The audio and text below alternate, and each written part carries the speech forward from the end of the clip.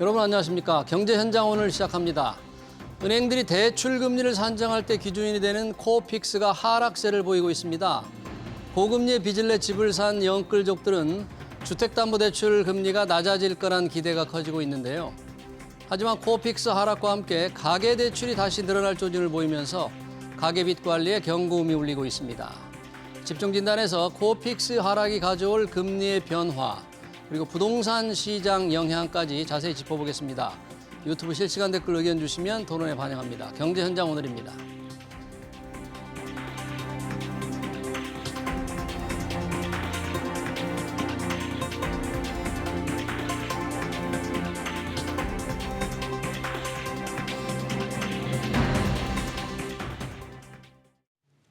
네, 금리 하락 추세와 영향 토론하기 위해서 두 분 모셨습니다. 주현수 한국금융연수원 교수, 석병훈 이화여대 경제학과 교수 오셨습니다. 어서 오세요. 네, 안녕하십니까. 자, 이 은행 대출 금리의 기준이 되는 코픽스, 대출 금리를 산정할 때 이게 가장 중요한 잣대인데요. 이게 좀 낮아지고 있다고 하는데, 석병훈 교수님, 지금 코픽스 일반 시청자들은 조금 어려울 수 있지만 어떻게 결정이 되는 것이고 지금 추세는 어떻게 가고 있습니까? 예, 코픽스는 시중에 8개 금융기관이죠. 예. 국민은행, 신한은행, 하나은행, 우리은행, 농협, 기업은행, SCJ은행, 한국시티은행 이 8개 은행이 예금이랑 그다음에 은행채를 발행해서 조달하는 그 금리의 가중 평균입니다. 그래서 그것을 갖다가 매달 발표를 하는데요. 은행연합회에서. 예. 그러면 이제 16일부터 그 주택담보대출 변동금리 주택담보대출하고 전세자금 대출의 기준금리, 지표금리로 사용되는 것입니다. 16일이면 예. 어제부터 이게 적용이 됐네요. 예, 담보대출이. 그렇습니다. 네. 예. 요즘 추세는 어때요? 요즘 추세는 작년 11월에 신규 취급액 기준으로 봤을 때요. 예. 4.34%로 그 고점을 찍은 다음에 추세적으로 계속 하락하는 추세였습니다. 그런데 지난 3월에 잠깐 0.02%포인트 반등을 했다가요. 네. 이번 달에 다시 하락을 해서 신규 취급액 기준으로 3.44포인트로 집계가 됐는데요. 예. 이것은 한국은행에서 정한 기준금리 3.5%보다도 낮은 수준입니다. 그래서 과거에 기준금리보다도 코픽스 금리가 낮았던 것은 2번밖에 없었습니다. 일반적으로 이 코픽스 금리라는 게 한국은행의 기준금리보다는 좀 낮게 정해지지 않는 모양이죠, 일반적으로는. 그렇죠. 정확하게 말씀드리면 사실 그 두 개는 비유하기가 조금 어렵습니다. 그래요? 무슨 이야기냐면은 코픽스라는 거는 지금 이제 석 교수님께서 말씀하신 바와 같이 이거는 그 자본 조달 비용에 어떻게 보면 은행에서 자본을 조달하는데 어느 정도 비용을 들이고 있는가라는 문제죠. 예를 들어서 예금 금리가 낮아지게 된다라고 한다면 코픽스가 따라서 낮아지게 될 거고 예금 금리가 낮아졌다라고 하는 거는 은행 입장에서는 자본을 조달하는 데 들어가는 비용이 상대적으로 낮다라는 거죠. 예. 그런데 기준금리를 가만히 생각해 보면은 기준금리하고 이 코픽스하고 비교를 하려면은 한 가지 전제가 성립이 되어야 돼요. 어떤 두 개가 서로 간에 비교 가능하냐라는 거죠. 금리라고 다 같은 금리가 아니라 예를 들어서 제가 한국은행에다가 예치라고 3.5%를 받을 수 있다라고 한다면 이게 비교가 가능한 거죠. 하지만 저희는 그렇게 할 수는 없는 거지 않습니까? 예. 그렇기 때문에 이거가 그러니까 즉 다시 말해서 지금 코픽스가 예. 그 기준금리보다 낮아졌다라고 하는 거는 뭐 좀 신기한 일이긴 합니다만 그렇게 직접적으로 비교하는 거는 그렇게 좋은 그 설명은 아닌 것 같습니다. 인과관계는 없다. 네. 여튼 코픽스가 이렇게 떨어진다 그러니까 일반인들은 이제 대출금리가 좀 많이 떨어지나 하는 굉장히 큰 기대를 하게 되잖아요. 네네. 전체적으로 금리가 하락하기 때문에 그런 겁니까? 어떤 영향으로 이렇게 코픽스가 많이 떨어지고 있는 겁니까? 일단 기준금리는 안 변했죠. 예. 3.5에서 계속 유지되고 있죠. 그리고 코픽스도 잔액 기준이나 신잔액 기준 같은 경우는 지금 올라가고 있어요. 그러면은 신규 취급의 기준만 떨어지고 있다라는 건데 그러면 최근에 예금 금리가 많이 떨어졌다라는 이야기가 되겠죠. 최근에 예금 금리가 많이 떨어졌다. 네. 그 영향이 가장 크다. 그러면은 최근에 예금 금리가 왜 떨어졌지라고 가만히 생각을 해보면은 예. 정책 당국이 그렇게 유도를 했기 때문인 거죠. 은행에다가 대출 금리 높이지 마라고 이야기했고 대출 금리를 높이지 않는 상태에서 은행의 NIM이 높아지게 되면은 문제가 생기고 그것 때문에 그 굉장히 한동안 시끄러웠었죠. 사실 작년 연말 사업 보고서 나오면서 뭐 은행이 어떻게 되느니, 뭐 은행이 약탈적인 행위를 하고 있는 이런 문제가 네, 많았었지 이자 장사 않습니까? 많이 한다고 이런 그렇죠. 비판을 많이 네. 받았잖아요. 그렇게 되니까 예금 금리를 따라서 낮출 수밖에 없는 그런 구조가 된 거고, 예. 금융당국에서 그걸 암묵적으로 그 부분에 대해서 계속 간접적으로 영향을 미쳤다라고 보는 게 오히려 타당할 것 같습니다. 아, 그래요. 네. 그러니까 기존 금리는 지금 이제 오른 상태에서 유지가 되고 있으니까 예금리익이 떨어지는 게 금융당국의 압력, 이게 많은 영향을 줬다. 코픽스 하락에. 그럼 이거 좀 임시 조치 성격 아니겠습니까? 금융당국의 압력이 어느 정도 영향을 이게 많이 줬을까요, 이게?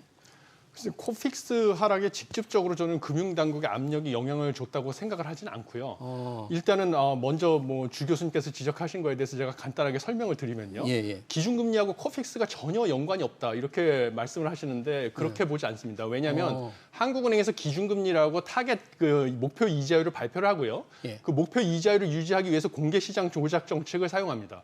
그것은 한국은행이 통화량을 이용해서 정부의 단기 국채를 매입을 하는데요. 네. 그러면 단기 국채의 이자율이 영향을 받는 것이고요.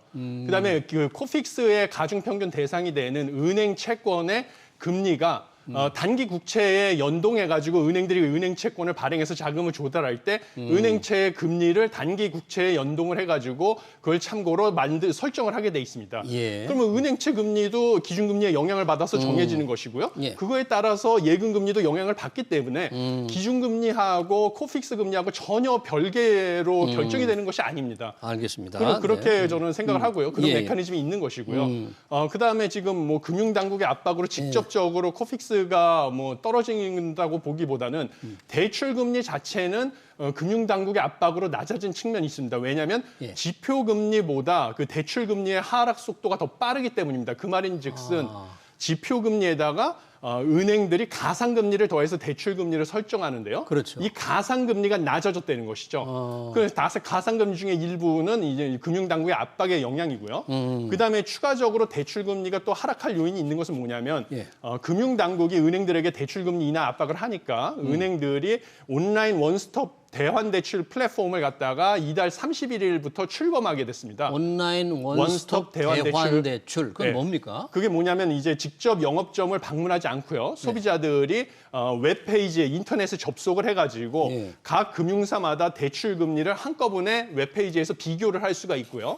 그다음에 뭐 중도 상환 수수료나 우대 금리 정보까지 비교를 할 수가 있는 것입니다. 예. 그래서 더 나은 조건의 대출이 있으면 온라인으로 확인해 본 다음에 영업점에 접촉을 해서 갈아탈 수 있는 이런 편의를 제공하기 때문에요. 이달 네. 말부터. 이달 말부터. 예. 그러면 이게 이제 경쟁을 더 촉발해가지고 가상금리는 더 낮아질 가능성이 있습니다. 예, 그렇군요. 온라인 원스톱 대환대출 이 플랫폼인 거네요. 그렇죠. 여기서 고객들이 예. 가가지고 금리 비교를 하면 은행들이 대출 금리 인하 경쟁을 하지 않을까 뭐 이런 말씀을 해주셨네요.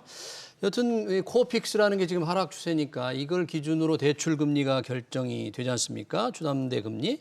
그러면 주담대 금리는 주현수 교수님 어느 정도로 지금 16일 어제부터 적용이 새로 됐다는데 어느 정도로 지금 정해졌습니까? 지금 전체적으로 한 12 베이시스 포인트 정도, 즉 0.12% 포인트 정도 하락한 것으로 나타나고 있으니까 예. 요거를 그냥 그대로 적용을 한다라고 한다면 네. 대략적으로 지금 뭐 예를 들어서 국민은행 같은 경우에는 3.97에서 5.37 정도까지, 그다음에 3.97에서 5.37 정도까지. 예, 기존에 이제 4.09에서 5.49 정도였으니까요. 예. 이 정도로 떨어지는 거고 그냥 간단하게 생각을 해보면 우리가 1억 정도를 대출을 받았다라고 가정을 했을 때 연간 기준 한 12만 원 정도 이자 비용이 줄어든다라고 생각을 하시면 될 것 같습니다. 예, 한 1년 전 뭐 이 정도 비교하면 꽤 많이 낮아지는 건가요, 지금? 이 정도면? 뭐 어느 정도 낮아졌다라고 예. 볼 수가 있겠죠. 대충 한 100bp 정도 떨어졌다라고 보면 되는 거니까. 1% 포인트 정도. 네. 그러니까 지금 신규 취급의 기준만 그렇다라는 말씀입니다. 아, 기존에 받고 있는 이미 적용받고 있는 대출 금리에 대해서는 아직 인하 효과가 그 없는 부분은 거네요. 또 이제 다른 방향으로 움직이게 되니까 그건 조금 더 생각을 해봐야 되겠죠. 예, 새로 받는 경우에만 지금 네. 이렇게 된다. 3.97 하니까 3%대 대출 금리라고 저도 처음에 모두에 말씀을 드렸는데 기왕에 지금 3%, 3.97이면 이걸 3%대라고 하기에는 조금 4%에 가깝잖아요. 이 정도 적용받는 분이 얼마나 될까요? 신용도가 이렇게 좋은 분들이. 뭐 사실 뭐 고소득, 고신용, 그다음에 뭐 담보의 가액도 충분히 높고 뭐 이런 경우에 극소수에 한해서 이 최하단 금리를 적용받을 수 있다고 보고 있습니다. 사실. 예, 그렇지만 그래도 지금 3% 하단 기준으로 3%대로 진입을 한 것은 9개월 만이기 때문에 처음이기 때문에요. 9개월만. 예, 9개월 만에 처음이기 때문에 네. 뭐 사실 체감상으로는 주택담보대출 금리는 뭐 빠른 속도로 낮아진 것이다 이렇게 보고 있습니다. 아, 그 정도. 실제 은행에 가서 대출을 받을 때 3%대 차고 우기거나 기대하면 현실적으로 좀 어려운 굉장히 극소수 그런 거죠.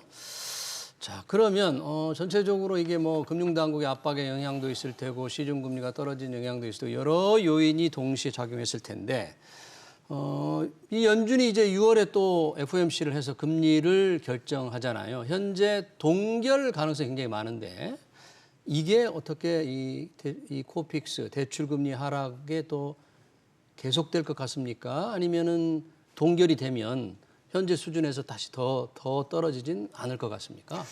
지금 상황에서 기준금리의 움직임이나 아까도 잠깐 말씀드렸지만 한국은행 기준금리하고도 어느 정도 괴리가 있는데 아까 석 교수님께서 말씀을 하셨으니까 저도 한마디만 더 추가를 드리면 코픽스를 할 때 은행채에 금리가 들어간다라는 거 맞아요. 그러니까 어느 정도의 영향이 있겠죠. 근데 가만 생각해 보면 은행채는 기준금리보다 높아야 되겠죠. 근데 코픽스가 기준금리보다 낮다라는 건 뭘 얘기하는 거죠?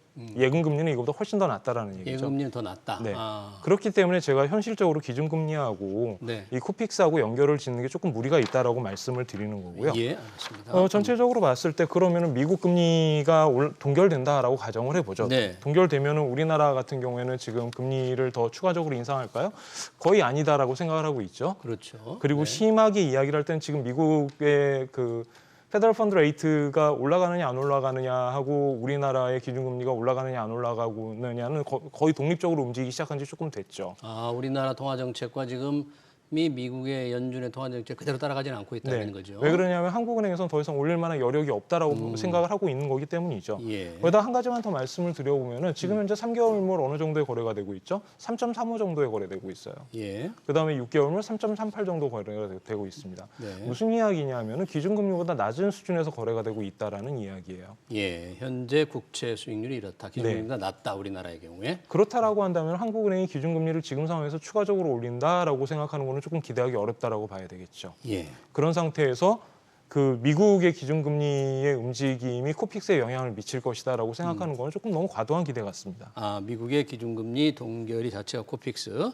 그럼 미국의 기준금리가 동결이 되면 결국은 시장금리도 조금 미리 반영이 될 텐데 이제 시장금리 추세라든지 이런 걸 봤을 때 코픽스가 더 떨어질 수 있겠냐? 여러 가지 경제 환경, 미국의 통화정책, 우리 한국은행의 통화정책, 시장금리 동향을 봤을 때 코픽스가 더 떨어질까?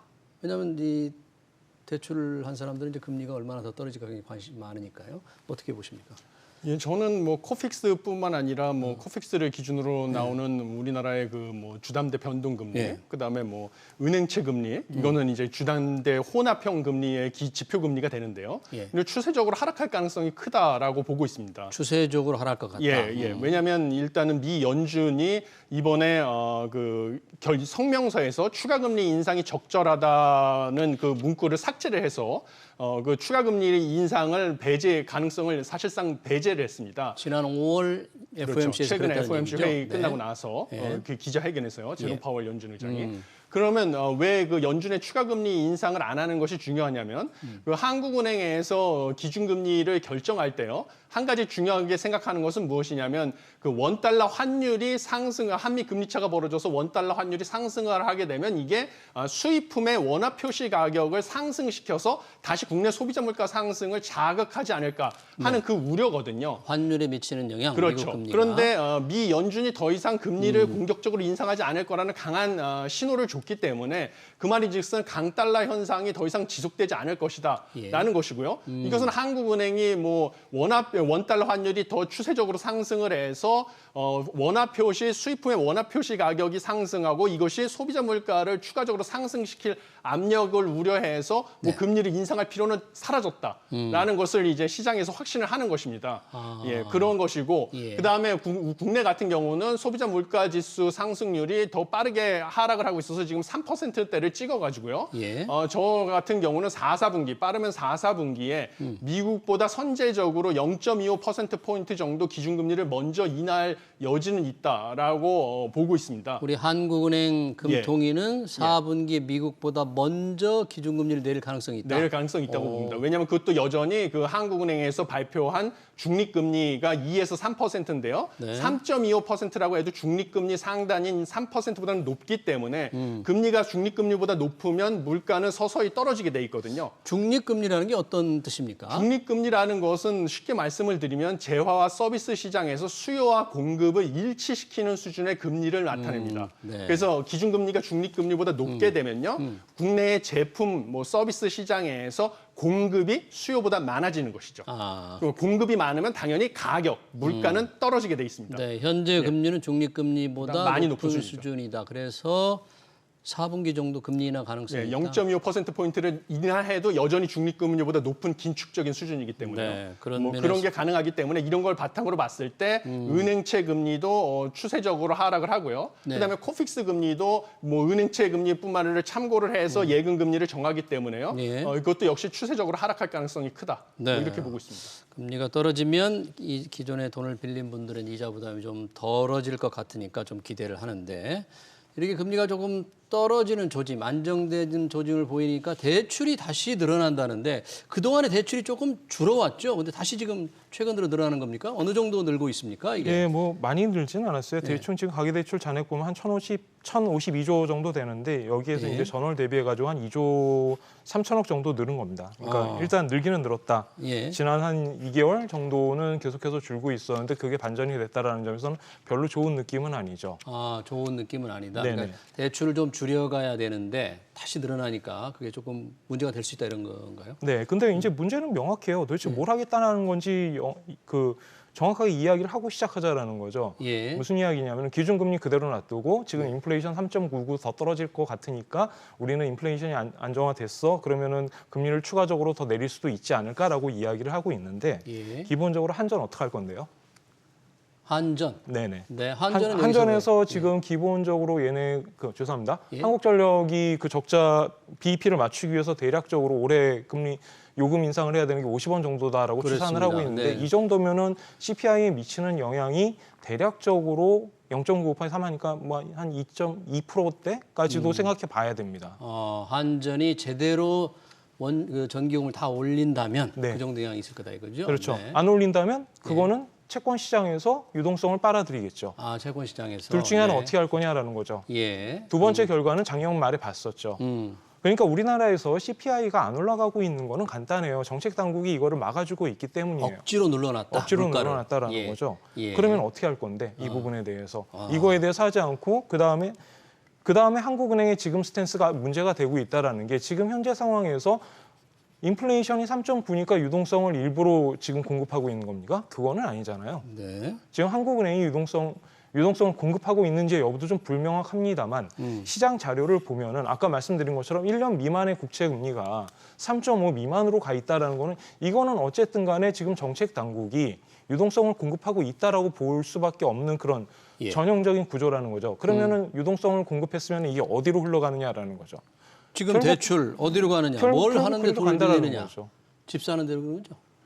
집을 샀을 수도 있고 아니면 대환 대출의 형태로 갔을 수도 있고 이렇게 되는 거죠. 예. 예를 들어 가지고 대환 대출의 경우 부도를 내기 싫다라고 한다면 은행에서 하는 가장 전형적인 방식은 뭐냐면은 원금과 이자를 합해 가지고 대환 대출을 다시 시켜주는 거죠. 금리를 좀 낮춰서 다시 빌려준다 이런 얘기인가요? 아니요, 금리를 낮추는 게 아니고 그 이자를 내야 되는데 이자를 낼 능력이 안 되니까 이자까지 한꺼번에 다 빌려주는 거죠. 아, 이자까지. 네. 그러니까 대출이 늘어나는 모습을 보일 수가 있다라는 거죠. 예, 그렇군요. 이런 식으로 해석을 해본다라고 한다면 예. 전체적으로 봤을 때 금리 인하의 여부는 차치하고서라도 지금 현재 상태 그다음에 이 가계대출 잔액이 왜 늘어났는지 예. 특히나 주담대 쪽에서 왜 늘어나고 있는지에 대해서 좀 생각해 볼 수 있는 그런 여지가 있다라는 거죠. 그래서 이게 안 좋게 보여진다라는 안 좋게 그런 뜻입니다. 보여진다. 네. 이제 아까 그 한전의 요금을 말씀하신 건 한전의 전기요금을 제대로 한전의 경영적자를 계산해서 제대로 올리면 물가가 올라가는데 지금 억지로 눌러놨다. 그렇기 때문에 물가가 좀 안정되는 것처럼 보이지만 그걸 제대로 평가할 수는 없다. 이제 이런 측면이 좀 언젠가는 있으신 내야 거죠. 되는 거죠. 언젠가 내야 누군가는 요금으로 안 내면 뭐 세금으로 메꿔야 된다. 이렇게 좀 얘기하는 분들도 있고요. 결국은 그게 예. 채권의 발행인 거죠. 그렇습니다. 대출 늘어나는 부분이 상당 부분 지금 주택담보대출로 예. 빌리는 거죠. 그렇죠. 예. 지금 뭐 2조 4천억 원 가계 대출이 은행권 가계 대출이 늘어났는데요. 이거 4개월 만에 증가 전환을 한 것이고 문제는 이거는 2021년 11월 이후 17개월 만에 최대 폭으로 증가를 한 것입니다. 그래서 지금 이런 고금리 기준금리 3.5%로 긴축적인 수준으로 한국은행이 금리를 동결하고 있는 상황에서 예. 가계 대출이 증가 전환했다는 것은 뭐 제가 보기에는 금리가 더 이상 올라가지 않을 것이다. 기준금리가 이것을 시장에서 이미 예측을 하고요. 네. 시장 금리가 하락하고 있는 추세. 그래서 은행 측 금리도 하락을 하니까 당연히 대출 금리들도 하락을 하기 시작한 것이고요. 네. 그리고 또 다른 것은 뭐냐면 정부에서 특례보금자리론이라고 그 DSR 적용을 면제해준 예. 그다음에 주택담보대출 정책 모기지 상품을 출시를 했습니다. 특례보금자리론. 그렇죠. 그건 정부가 많이 특례보금자리론. 빌려주기로 했었던 거죠. 그래서 네. 특례보금자리론으로 신용대출을 상환하고 특례보금자리론으로 갈아탄 그 주택을 구매하고자 하는 실수요자들이 많이 있었던 것으로 보입니다. 네. 그래서 이런 두 가지 요인, 금리는 이제 내려갈 일만 남았다라고 예측하는 주택을 잠재적으로 매수하고자 하는 사람들이 있고요. 네. 그다음에 특례보금자리론 등 정부가 정책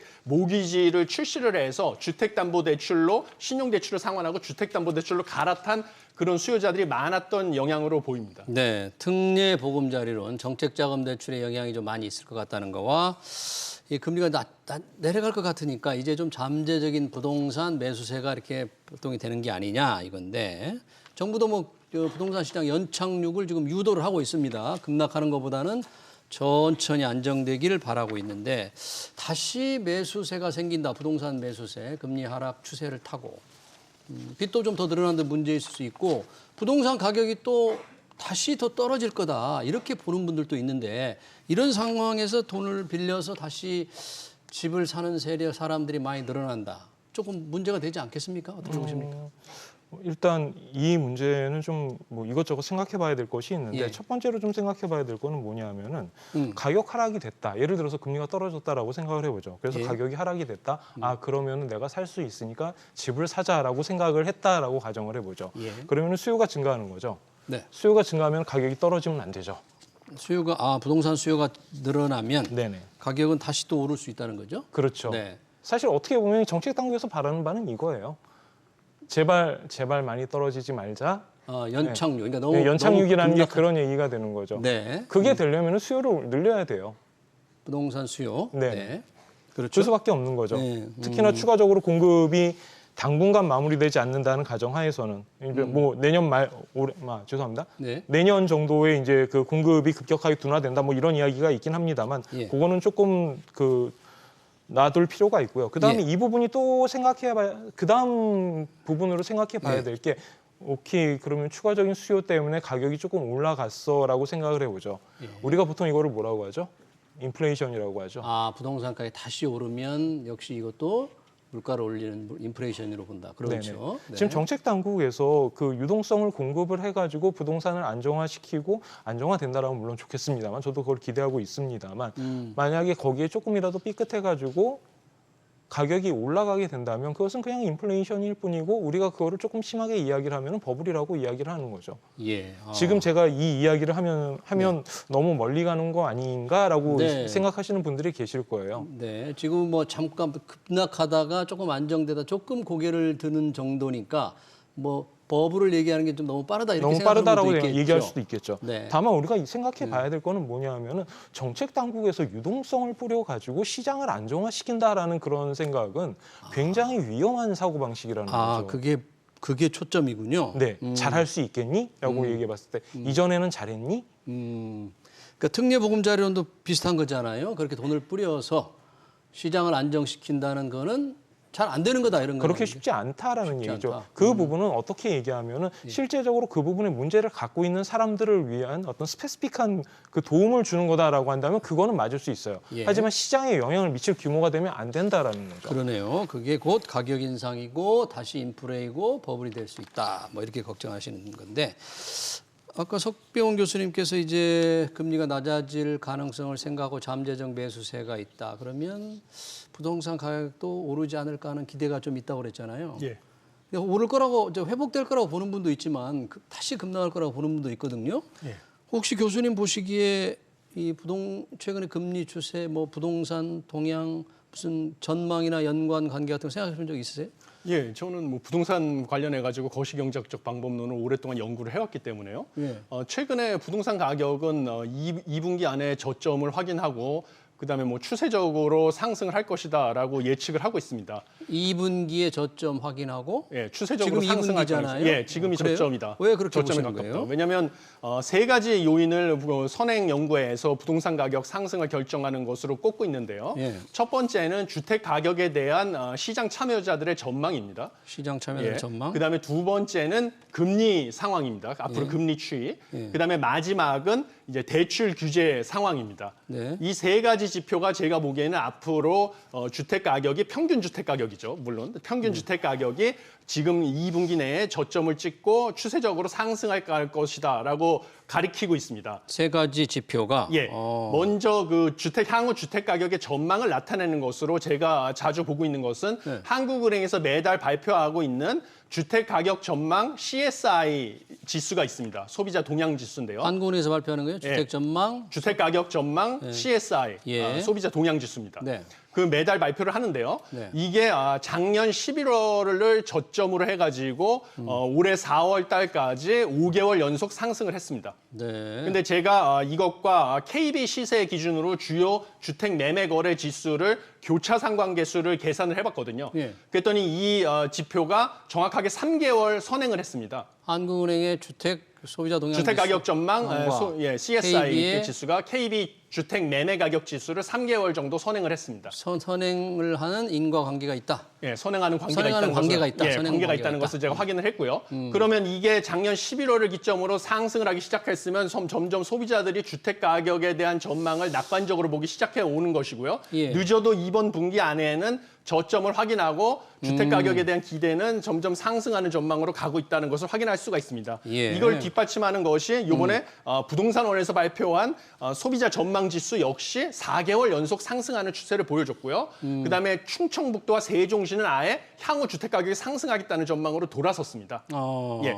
그래서 이 향후 주택 가격에 대한 네. 상승 기대가 돌아서고 있다는 점. 예. 그다음에 금리는 지금 계속 말씀을 드리다시피 시장 금리는 추세적으로 저는 하락할 것이다라고 예측을 하고 있다는 점. 네. 그다음에 마지막은 대출 규제는 지금 뭐 가계 부채가 2.3조 원으로 17개월 만에 뭐 최대 폭으로 증가를 하지 않았습니까? 네. 그래서 정부가 뭐 특례보금자리론 이런 거를 출시를 해서 DSR을 면제하는 식으로 가계 대출 규제를 좀 이렇게 느슨하게 해주니까 대출이 용이해져 가지고 네. 잠재적으로 주택을 사고자 하는 실수요자들 그다음에 뭐 다주택자에 대한 뭐 종합부동산세, 중과세 이런 규제도 풀어주니까요. 예. 뭐 금융자산이 많아서 고금리 하에 이자 소득이 증가한 자산가들이 지금 주택 시장으로 잠재적으로 이제 수요자로 참여할 가능성이 커졌다. 알겠습니다. 그래서 주택 가격이 상승 추세로 네. 돌아설 것이라고 보고 있습니다. 저희가 뭐 부동산 전망을 좀 하려고 했던 건 아닙니다만 부동산 전문가 한 분 있었으면 더욱 좋았을 텐데 여튼 한국은행의 이 부동산 소비자 동향 지수와 KB 시세율의 연관관계를 보니까 3개월 선행하더라. 3개월의 관계가 있더라. 그래서